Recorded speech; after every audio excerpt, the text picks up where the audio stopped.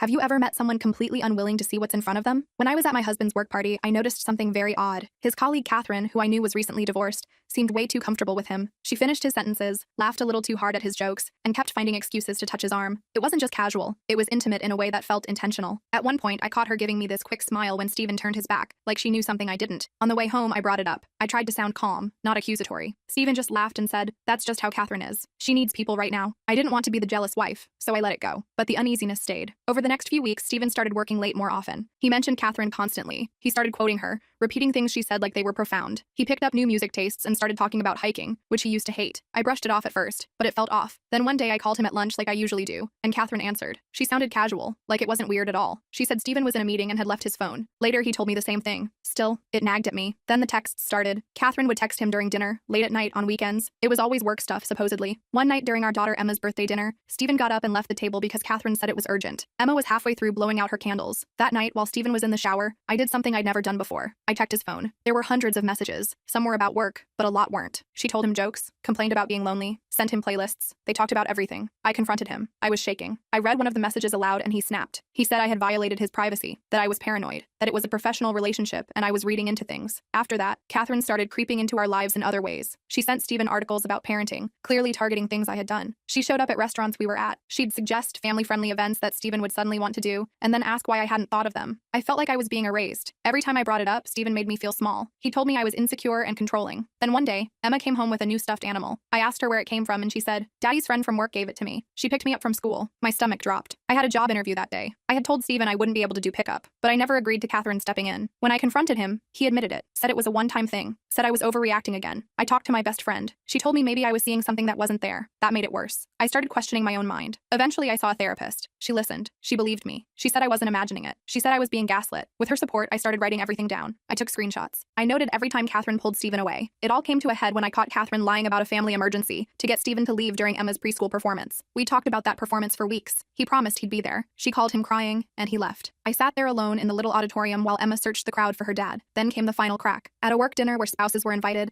I overheard Catherine talking to a coworker. I was standing behind a partition just out of view. She was laughing and said, "He'd be better off without his clingy wife. I'm just biding my time." I stepped forward. She saw me. She didn't flinch. She looked me in the eye and said, "He'll never believe you. You're just the paranoid wife. I'm the one who gets him." Later that night, I told Stephen everything. I showed him the texts, the notes, told him what Catherine had said. My hands were shaking. I begged him to listen. He didn't. He called me crazy. He said I was obsessed. He accused me of stalking Catherine. Then he stormed out, said he needed to clear his head, and went to a bar. I sat alone in the living room, surrounded by silence, and I finally understood. I hadn't imagined any of it. Catherine was breaking us. It was real. I couldn't tell you what happened next between us three here. The full story is on my channel and linked below.